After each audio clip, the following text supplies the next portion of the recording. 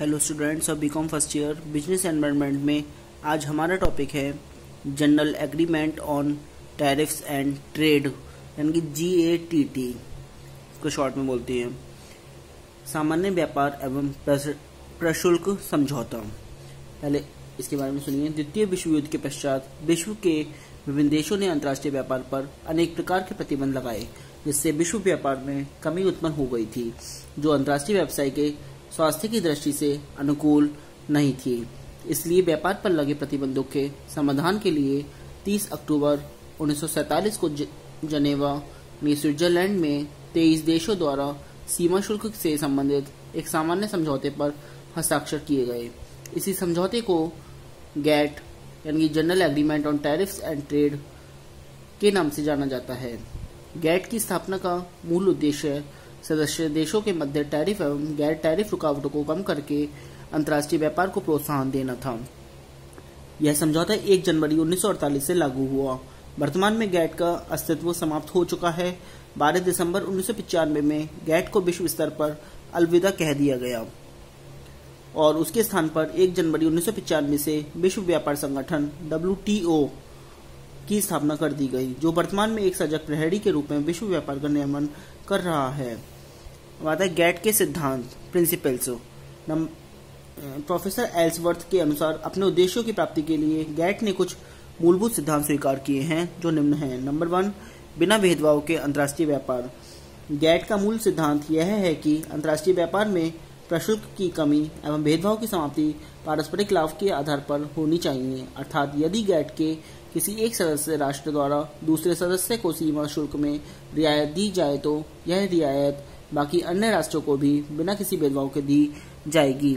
Number 2, विदेशी व्यापार में परिणात्मक प्रतिबंधों में कमी करना। गैट का एक महत्वपूर्ण सिद्धांत यह है कि कुछ अपवादों को छोड़कर सभी सदस्य देशों के द्वारा विदेशी व्यापार पर लगाए गए परिणात्मक प्रतिबंधों को कम किया जाना चाहिए, ताकि अनावश्यक रूप से अन्य सदस्य देशों को हानि न हो। नंबर 3, आपसी विचार विमर्श द्वारा विदेशी व्यापार संबंधी वाद विवादों का निपटारा। गैट की धारा 23 के अनुसार सदस्य राष्ट्रों को अपने विवाद स्वयं मिलजुल कर हल करने चाहिए। यदि सदस्य राष्ट्र अपने आपसी विवाद स्वयं हल नहीं कर पाते, तब गैट उसमें हस्तक्षेप कर सकता है। गैट की कार्यकारिणी सदस्य राष्ट्रों की समस्याओं को सुनता है और तत्पश्चात अपना निर्णय देता है, जो सदस्य राष्ट्रों को मान्य देता है। यदि सदस्य राष्ट्र गैट के लिए दिए गए निर्णय को नहीं मानता, तो उसे दी गई सभी रियायतें वापस ले ली जाती हैं। वास्तव में अभी तक सभी देश ने गैट के लिए दिए गए निर्णयों का पालन किया है।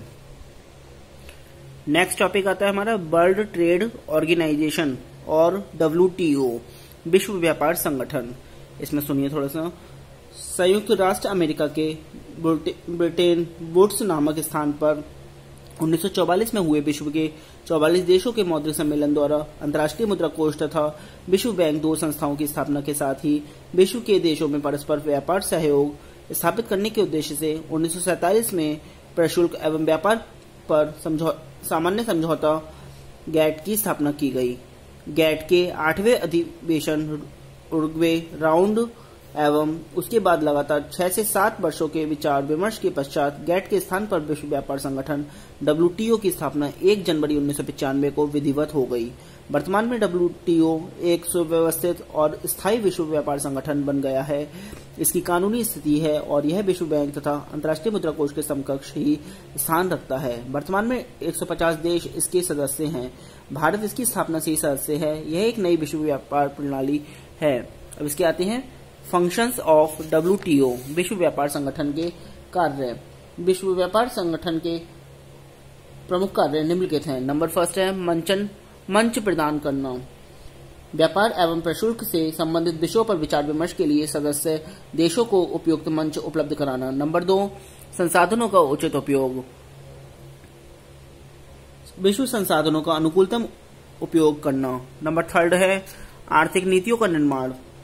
विश्व स्तर पर आर्थिक नीतियों के निर्माण में अधिक सामंजस्य उत्पन्न करने के लिए अंतर्राष्ट्रीय मुद्रा कोष, विश्व बैंक एवं अन्य अंतर्राष्ट्रीय संस्थाओं से सहयोग करना। नंबर 4, नियमों एवं प्रावधानों को लागू करना। व्यापार नीति की समीक्षा एवं प्रक्रिया से संबंधित नियमों एवं प्रावधानों को लागू करना।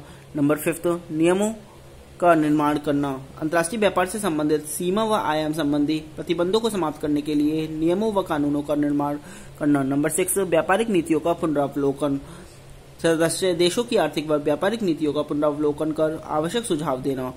नंबर 7 राजस्व नीतियों में सहयोग, सदस्य देशों को विश्व व्यापार व राजस्व नीति के प्रबंध के लिए इस प्रकार से सहायता प्रदान करना व उचित मार्गदर्शन करना। नंबर 8 विश्व समझौतों का क्रियान्वयन के लिए सुविधा प्रदान करना, बहुपक्षीय व्यापार समझौते तथा बहुसंख्यक व्यापार समझौते के क्रियान्वयन, प्रशासन एवं परिचालन हेतु आवश्यक सुविधाएं प्रदान करना। नंबर 9 सदस्य देशों के विवादों का निपटारा, सदस्य देशों के बीच उत्पन्न विवादों के निपटारे हेतु संबंधित नियमों एवं प्रक्रिया को लागू करना।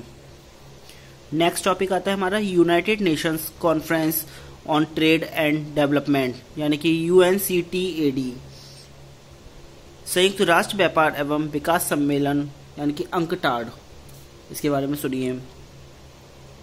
अंतर्राष्ट्रीय संस्थाओं, अंतर्राष्ट्रीय मुद्रा कोष, विश्व बैंक व गैट की स्थापना के फलस्वरूप विकासशील व अल्प विकसित देशों ने यह अनुभव किया कि इनका लाभ उन्हें नहीं मिल पा रहा, बल्कि अंतर्राष्ट्रीय जगत में उनकी कठिनाई बढ़ गई है। इसी परिप्रेक्ष्य में अंतर्राष्ट्रीय व्यापार एवं सहयोग के लिए किसी नई संस्था की स्थापना की आवश्यकता अनुभव की गई, ताकि अल्प विकसित और विकासशील देशों के अंतर्राष्ट्रीय व्यापार और आर्थिक विकास को प्रोत्साहन दिया जा सके।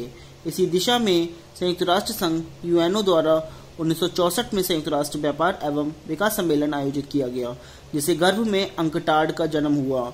अंकटाड संयुक्त राष्ट्र संघ की महासभा का एक स्थायी अंग है। इसका स्वयं का सचिवालय है जो जेनेवा में स्थित है, तथा इसके अतिरिक्त व्यापार विकास बोर्ड व विभिन्न समितियां, वस्तु समिति, निर्मल माल समिति, जहाजरानी समिति, व्यापार विषयक अदृश्य मध्य व वित्त समिति तथा उप समितियों के द्वारा इसके संगठन का स्वरूप निर्मित होता है। इसके 55 सदस्य हैं जिनकी नियुक्ति सदस्य देशों द्वारा की जाती है। अब इसके फंक्शंस ऑफ UNCTAD यानी कि अंकटाड के कार्य इसमें सुनिए। अंकटाड का मुख्य कार्य विकासोन्मुख देश के तीव्र आर्थिक विकास की दर को गति प्रदान करना तथा आर्थिक शक्तियों के उसे नियंत्रित करना है। अंकटाड के मुख्य कार्य निम्नलिखित हैं। नंबर 1 है अंतर्राष्ट्रीय व्यापार को प्रोत्साहन। अंकटाड का जन्म ही विकसित और विकासशील देशों के मध्य अंतर्राष्ट्रीय व्यापार को प्रोत्साहित कर आर्थिक विकास की गति को तीव्र करना है। नंबर 2 नीतियों का निर्माण। अंतर्राष्ट्रीय व्यापार और आर्थिक विकास से संबंधित समस्याओं के निराकरण के संबंध में नियमों और नीतियों का निर्माण करना। नंबर 3 अंतर्राष्ट्रीय सहयोग को प्रोत्साहन। अंकटाड विकासशील देशों के आर्थिक विकास को प्रोत्साहित करने के लिए विभिन्न देशों के मध्य आर्थिक विकास में सहयोग को बढ़ाने का कार्य करता है। नंबर 4 सिद्धांत व नीतियों का कार्यान्वयन। सदस्य देशों को व्यापार संबंधी निर्धारित नीतियों व सिद्धांतों का अक्षरशः पालन करना तथा विकसित देशों को विकासशील देशों के प्रति त्याग की भावना को प्रोत्साहित करना भी अंकटाड का कार्य है। नंबर 5 समीक्षा करना।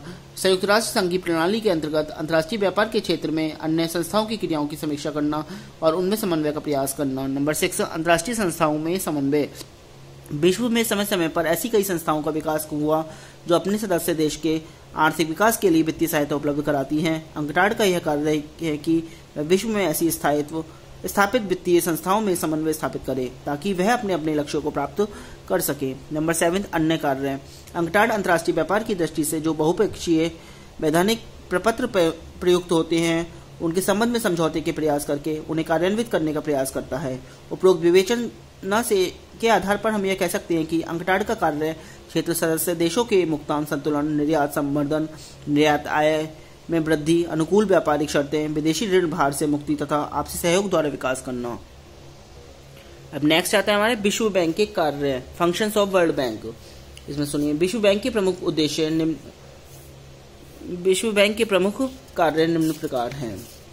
पहले विश्व बैंक के बारे में सुनिए। द्वितीय विश्व युद्ध के पश्चात विश्व की आर्थिक स्थिति अत्यंत दयनीय हो गई थी और प्रत्येक राष्ट्र दिन प्रतिदिन अवनति के मार्ग की ओर अग्रसर हो रहा था। उस समय एक ऐसी संस्था की आवश्यकता आर्थिक जगत में अनुभव की गई जो इन अर्जित देशों के आर्थिक विकास के लिए पर्याप्त वित्तीय सहायता दे सके। इसके कुछ कार्य हैं वो निम्न प्रकार हैं। नंबर 1 ऋण देना।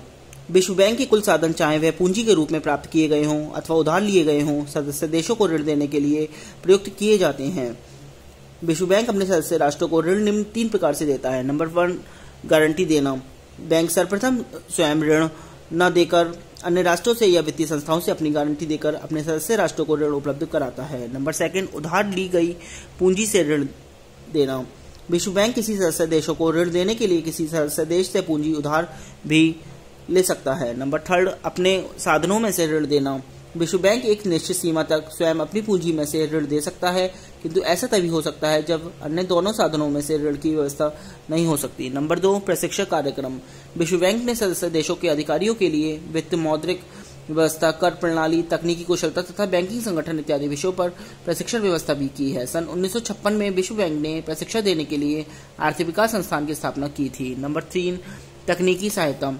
विश्व बैंक अपने सदस्य को उनके आर्थिक सहायता एवं पुनर्निर्माण कार्यों में प्राविधिक सहायता भी प्रदान करती है। विश्व बैंक अविकसित सदस्य राष्ट्रों में आर्थिक सर्वेक्षण की व्यवस्था कर उनको औद्योगिक, परिवहन, प्राकृतिक संपदा आदि के विकास की संभावनाओं की जांच करता है।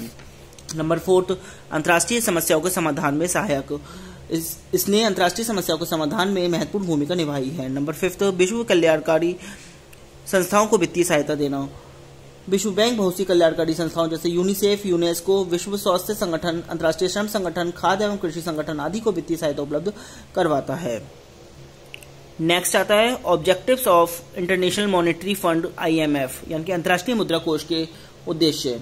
अंतर्राष्ट्रीय मुद्रा कोष की स्थापना का निर्णय 22 जुलाई 1944 को किया गया। 27 दिसंबर 1945 को 30 देशों ने इसके समझौता पत्र पर हस्ताक्षर कर दिए, जिससे कोष को वैधानिक स्वरूप मिल गया। मुद्रा कोष का वास्तविक कार्य 1 मार्च 1947 को प्रारंभ हुआ। कोष के समझौता पत्र की धारा 1 के अनुसार इसके निम्न उद्देश्य हैं। नंबर 1, अंतर्राष्ट्रीय मौद्रिक सहयोग की स्थापना। मुद्रा कोष का प्रथम उद्देश्य सदस्य राष्ट्रों में मुद्रा नीति संबंधी सहयोग स्थापित करना है। इसके लिए कोष के पास विशेषज्ञों का दल रहता है जो अंतर्राष्ट्रीय मौद्रिक समस्याओं के समाधान के लिए समय समय पर सुझाव देता है। नंबर 2, संकट काल में सदस्यों की सहायता करना। कोष की स्थापना का उद्देश्य सदस्य देशों की संकट काल में अल्पकालीन मौद्रिक सहायता प्रदान करना है। नंबर 3, संतुलित अंतर्राष्ट्रीय व्यापार। इस कोष का प्रमुख उद्देश्य विभिन्न देशों में होने वाले आपसी व्यापार को मुक्त करना तथा विविध करना है। मुद्रा कोष का कोई भी सदस्य कोष की अनुमति लिए बिना अंतर्राष्ट्रीय लेन देन अथवा भुगतानों पर कोई प्रतिबंध नहीं लगा सकता।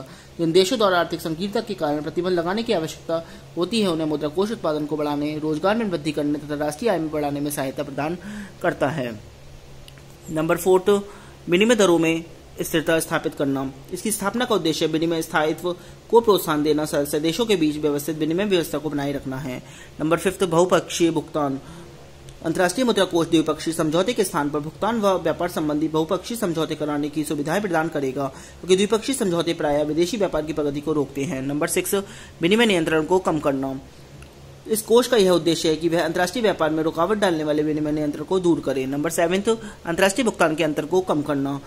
कोष सदस्य राष्ट्रों के अदायगी शेषों में होने वाले असंतुलन को दूर कम करने का प्रयास भी करता है तथा इस उद्देश्य की पूर्ति के लिए मुद्रा कोष सदस्य राष्ट्रों को विदेशी मुद्राएं बेचता है या उन्हें उधार देता है। नंबर 8, अंतर्राष्ट्रीय व्यापार को प्रोत्साहन।